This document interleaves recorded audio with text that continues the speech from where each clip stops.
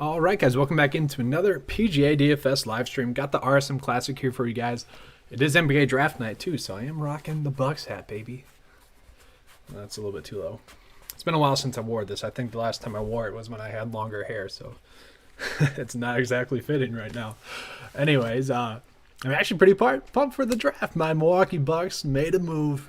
They got Drew Holiday, which in my messages to my family and some of my buddies, I was saying before that Drew Holiday would be a perfect fit for the Bucks if they got rid of Eric Bledsoe. That's a huge improvement. I was pretty pumped for that. Then they got Bojan Bogdanovic, who's just a stud. They're going to get Marcus Howard tonight, so I'm pretty pumped for that. That's a whole little side note. Just pumped for it. Got to show my excitement. NBA draft is back, and I will be trying to do some NBA coverage this year for NBA DFS. But we already have some questions coming in, so I'll try to get into those right now. All right, so we got questions coming in. Let's see what we got here. Scott is wondering about Joaquin Neiman. So, yeah, this is one where kind of echoes my whole problem with the top end range this week. Ooh, I got the Euro. The Euro up here. Just moving on to the stat sheet. So, this is a 9 to 5 stat sheet. I kind of refined it here. It's a little bit zoomed in on the screen, but you guys get the picture. We'll pull up Joaquin Neiman.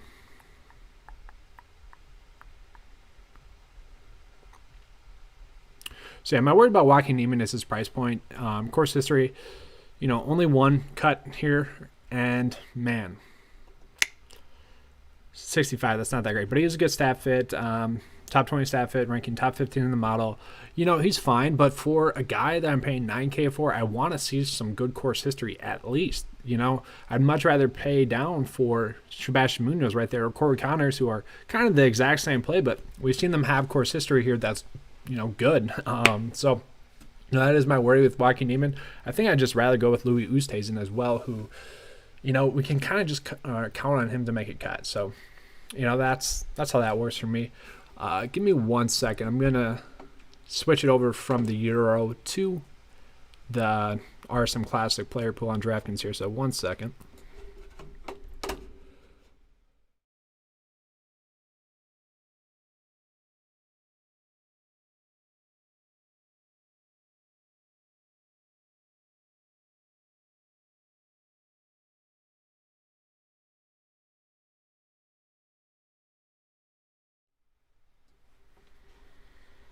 All right, guys, apologies for that. I got it figured out here now, but it's kind of strange how DraftKings always, they kind of switch where the Euro or the DFS contest is for, the normal PGA Tour. I just get in the habit of clicking it, I guess. So we're getting into some more questions. Struggling to choose between Zach Johnson, HV3, or Taylor Gooch and Austin Cook. Thoughts? Also, thanks for your efforts with the PGA DFS video. Andrew, I appreciate that, man. I do. It can be a grind sometimes, but I really enjoy doing the PGA DFS video, so do appreciate that. It's a good time. I'm looking forward to kind of next year. I do want to start a fantasy golf league that's like fantasy football. Might not be this year, but I'm thinking maybe the following year to get something going like that, just because it aligns perfectly with the normal fantasy football season. Everyone's done with that all of this year. I think people are going to be happy to be done with it. On a normal year, people are a little bit bummed out that they don't have fantasy football. So with golf being taking off on a normal year right at the end of the fantasy football season or football season, it's the perfect timing. So it'd be kind of something I could do next year. A little random tangent there, but to get into your question, I actually do like Taylor Gooch and Austin Cook much more than I do Zach Johnson and HV3. I do think Zach Johnson is going to make the cut. Just for me, I worry that that's really all we're going to get from him is a made cut. Hasn't exactly been playing good golf recently, although I can't really penalize him for a made cut. A made cut's a made cut, especially at a major. That's fine.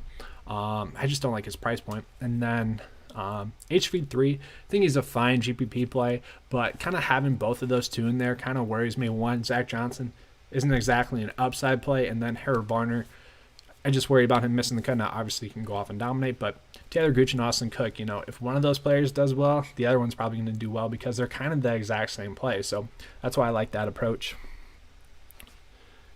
Good luck tonight with the draft. Anyone else? Who's everyone cheering for with the draft here? I'm a Bucks fan, so obviously I like the moves that they did, but got to get some second-round talent. Maybe a little Malcolm Brogdon for them. That'd be kind of sweet in this year's draft. Is Harris English a no-go because of poor course history? So not exactly. So the thing with Harris English is that I don't know if it's still his home course, but I know for a while it was his home course. So he's obviously played this course a ton. Sometimes when a player plays a course in a tournament that they played a ton, that's their home course, they kind of just put more pressure on themselves. So maybe that's why he has bad course history. And that's kind of the theme this week, though, is that everyone in the high tier, minus like Webb or Sanjay, has something kind of a little worrisome with them. So Harris English this week, I still like him as a play. I think he's a fine GPP play, but he does worry me at that price point. I actually pull him up here for you guys. So yeah, we got Harris English right here where, you look at the recent form, it actually hasn't been that solid. It does suck that he didn't get a play in the Masters, though. I was pretty bummed about that because he would have been a great play. And he would have been cheap. Everyone, it's just kind of, we know that.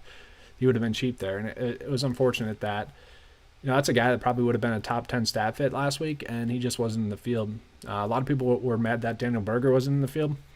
Harris English probably was a better play, and he was in the field, which was unfortunate. But before that, he actually hadn't been playing that good of golf. A top 10 at the CJ Cup, he was able to bounce back after a horrible round one.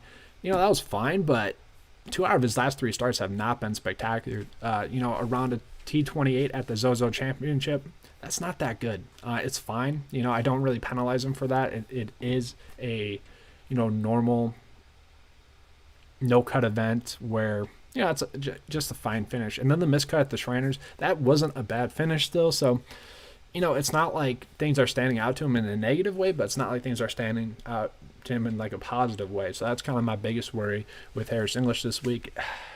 But it is a week where I do think you have to have some more risk than you typically would like, and that's kind of Harris English. I think the Warriors are going to make a big move tonight. We'll see. And then Warriors need to make a trade. Yeah, the Warriors, man. I'm excited kind of just for the whole NBA season. I don't know. I could see the Warriors making a move. Who do you guys think it would be? Trading Draymond or just adding another small piece? Kind of curious. Or just trading up in the draft, trading back. I don't know. What are you guys thinking there? What's my take on Ian Poulter? So Ian Poulter, let's pull him up on the stat sheet here. Let's find him. All right, so you guys can see Ian Poulter there. So yeah, Ian Poulter, course history only at T36 finish here. Not the best total driver there. That's not that good. Good in strokes gained total, good putter. We know that. That's what this stat is. And then you see these other stats. So these are the core stats for the course that I like to look at. And these are just like the normal stats I like to look at. So this is total driving. This is total driving. That's ball striking. This is strokes gained total. This is total putting. And then this is strokes gained approach. So everything else is not that good for him, which if you're going to be good at 2 stats at this course, it would be strokes gained approach and would be total putting. So we do like that. It's kind of why he's a decent stat fit overall, but I don't know, I'm a little bit worried about Ian Poulter, but he should make the cut. If you want to go Brian Harmon, Ian Poulter, Zach Johnson, you're not shooting for much upside, but you're probably locking in 3 made cuts. So I do get that approach this week.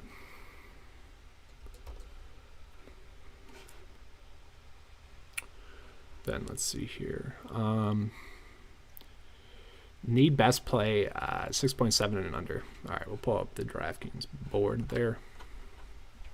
So the best value play this week is James Hahn. I think just with his upside, I do like that approach. But really after that, it does get pretty bad. So, and I have found myself in the spot a decent amount just because I want to play Sanjay and Webb Simpson because I really do think that those two are really a step above everyone else this week. So I've done this a few times.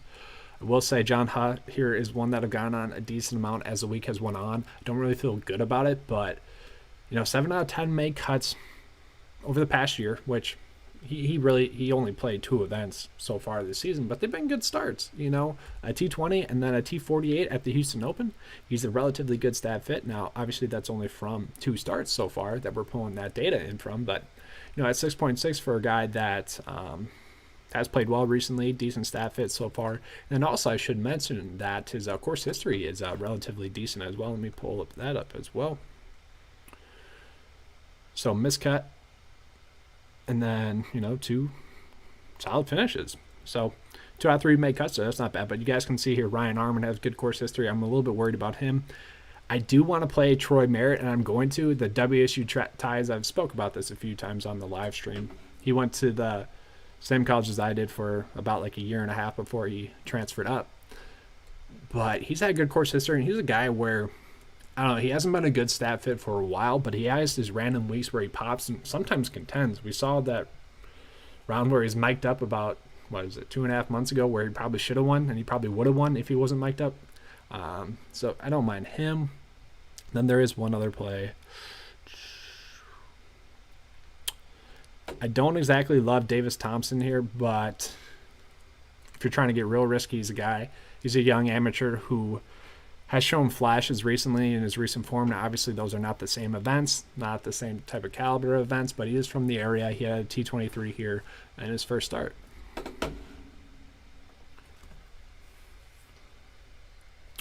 Wiggins, Pasquale, and second for Ben. I don't know. Why would you want Ben Simmons?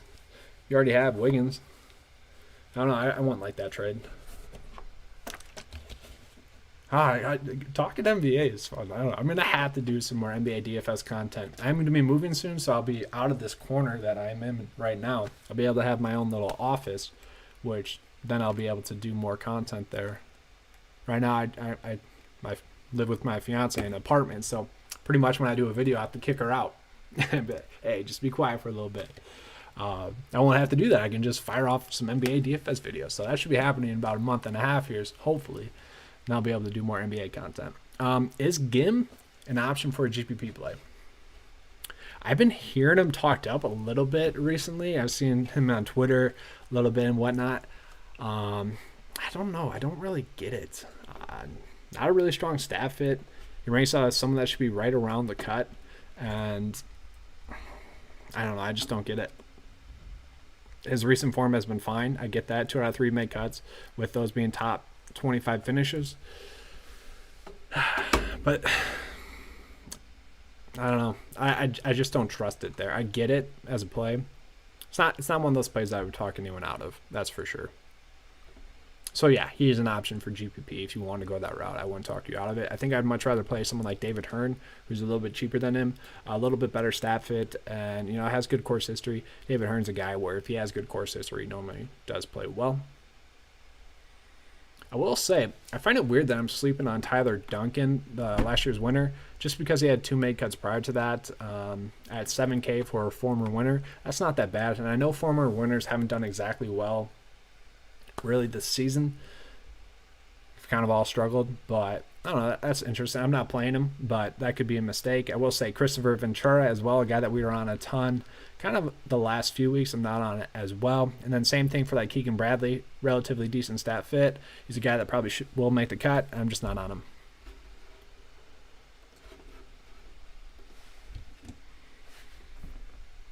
There's Dougie again.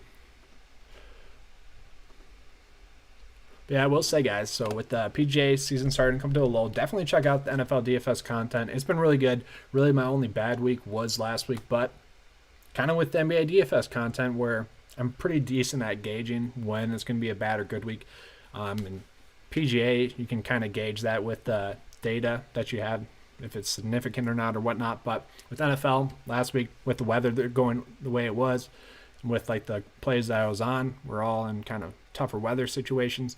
It was a week where I knew that it wasn't going to be a strong week, so I didn't enter that much. And I let everyone know on the 9 to 5 page that, hey, this is probably not going to be a good week.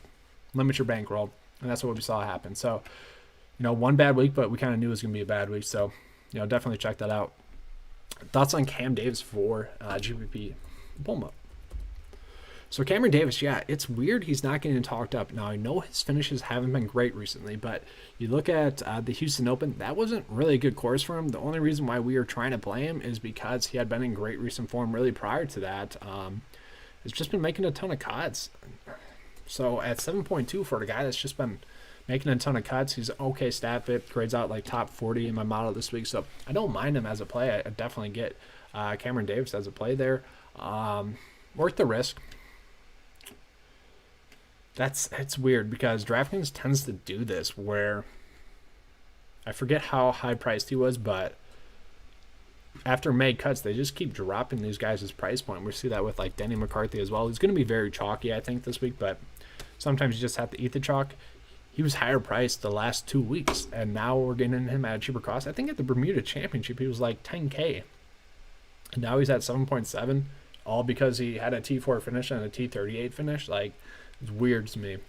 But then they're trying to make us pay up for, like, Jason Day, Matthew Fitzpatrick. Even Russell Henley has some similar recent form. I don't really get why Henley is this high priced when McCarthy is essentially the exact same play, and we're getting him almost 2K cheaper. It just more than 2K cheaper, actually. It just doesn't make sense. I don't know. DraftKings has done some weird stuff with their pricing this fall, and I think it's because they don't have as much attention to it as they do later on in the year when NFL's not going on. Obviously, NFL is kind of their bread and butter money maker, so they don't put as much concentration on there. There's been a lot of plays where DraftKings has forced us into where on a normal week that won't happen. What are you guys doing contest-wise this week? Are you guys kind of entering aggressively because you know it's the last like huge week? Or are you guys still even keel, keeping it the same?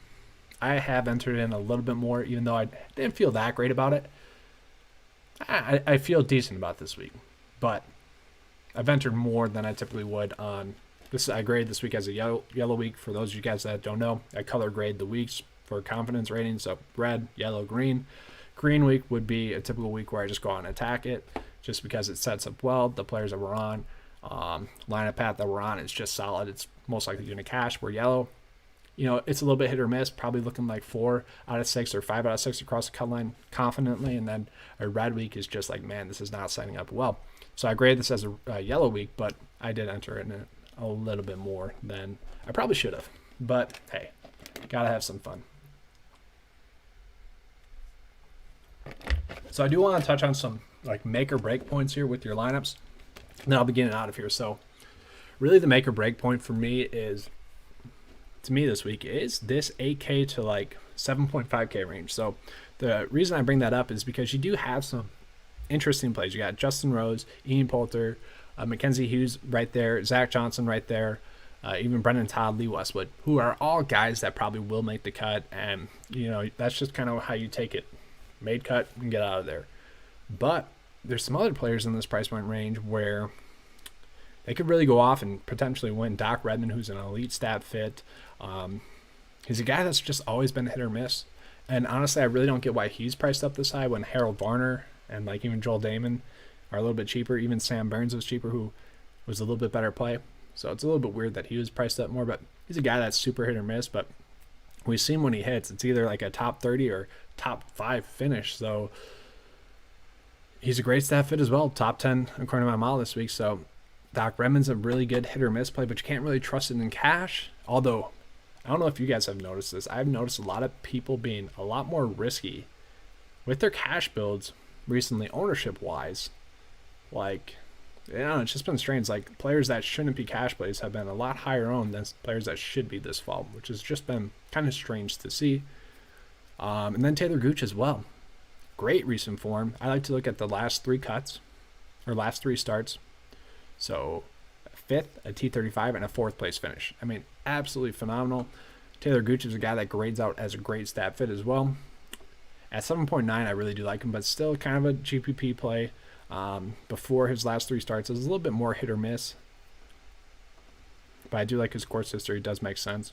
And even going lower, Seb Straka, really not on that much. Austin Cook as well. Good stat fit. Former winner here. Been playing good golf. Not on Joel Damon, but he's a good stat fit. Kind of a hit or miss guy as well. And then Harold Varner. I know someone already mentioned him. Very hit or miss guy. I don't really get the price point. It's very intriguing at this price point, to be honest with you guys. So it's a weird week where they kind of just threw a bunch of guys in at price points down here. Even like Emiliano Grillo, where typical cut maker struggled last week or 2 weeks ago at the Houston Open, but at 7.2 for a guy that should make the cut, just interesting play. But for me, I was really able to trim this week's player to pull down to about 6 players I felt good about, and then I was kind of getting risky at the low end with someone like Matthew Naismith, who an elite stat fit this week. He just is. Just looking at the stats from this season, phenomenal. And before last week at the Houston Open, he was playing great golf. And it's really, Houston Open played a lot more difficult than I think anyone expected. And he didn't play well. But he has played at this course before, played well last year. I think he played at it when he was an amateur and, collegiate golf as well.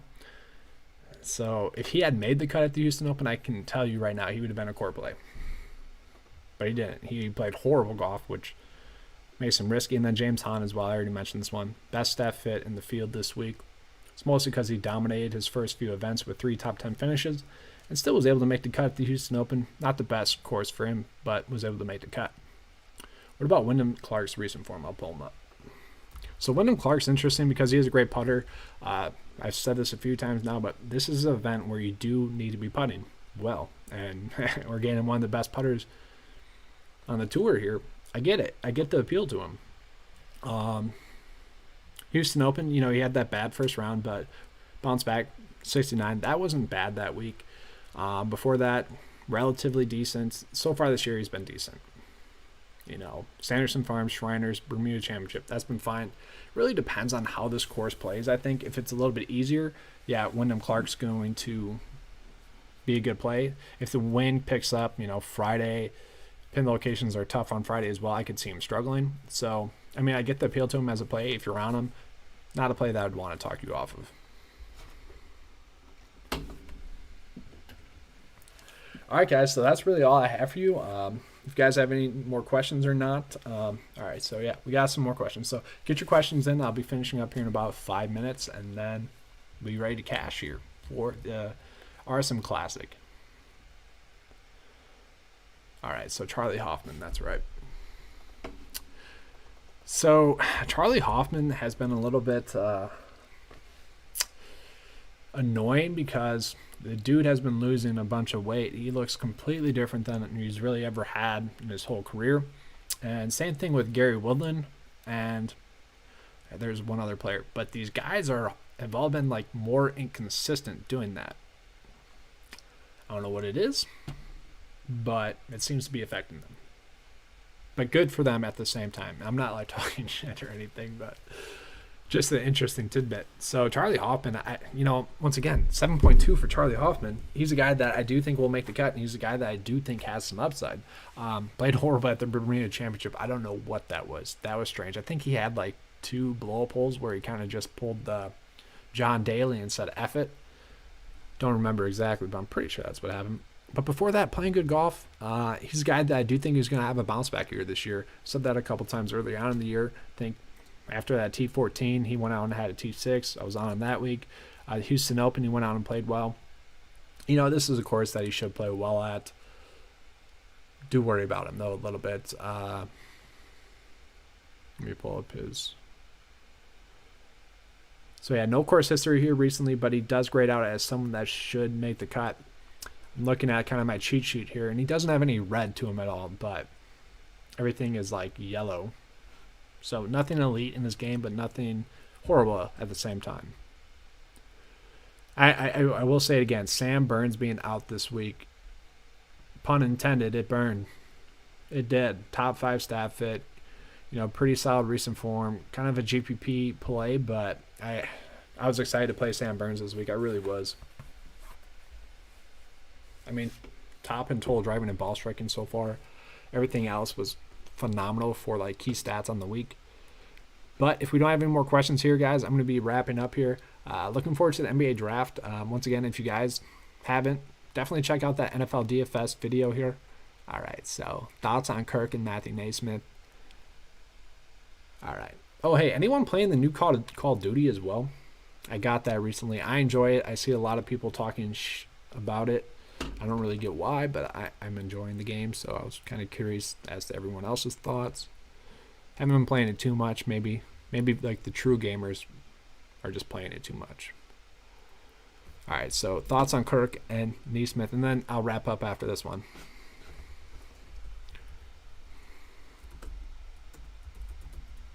So Matthew Naismith there, obviously I already touched on him a little bit, but 14th place finish here last year. He's a guy that has played this course before.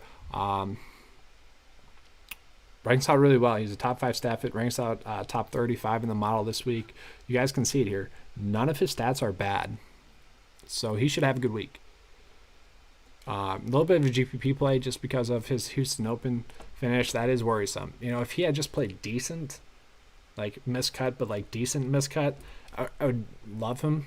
Not love him, but I'd probably have him at like a high exposure play. That kind of turned me off from him, but still, before that, he was playing great golf. It might have just been one bad event. Played a lot more difficult than people had thought. And then Chris Kirk, I'm cheering for the guy. I want him to play well.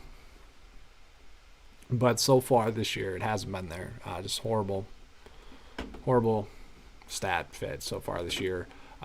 Mixed bag for its history. I don't like it. So, yeah. Infamous, the cheat sheet is a little bit different. I'm kind of trying this out right now.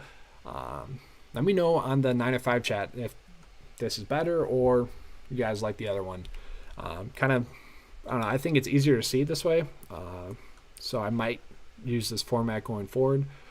We'll see. I do like the other one because it's much easier to sort, especially on your mobile phone, where this one is a little bit more difficult on your mobile device. The mobile device was great because you could just click on the player and pull up their stats. It was right there for you. This is a little bit different, so maybe I'll have to figure out how to get this sheet, better formatted for the mobile, decision or mobile devices there. So I'll be figuring that out. But yeah, I think people can view it a little bit better. They can see it a little bit better with their eyes when it's color coded. But yeah, that's all I have for you guys this week. Do my little send off here, and then we'll get out of here. So hope you guys enjoyed the video. I know you guys already liked to subscribe. Do appreciate that. Check out the NFL DFS video. Trying to make 9 to 5 grow, and the way we do that is by you guys helping out the channel. If you guys could just comment in there, like the video there as well, would appreciate that. Let's have a good week this week for the RSM Classic. Hope you guys enjoyed the video.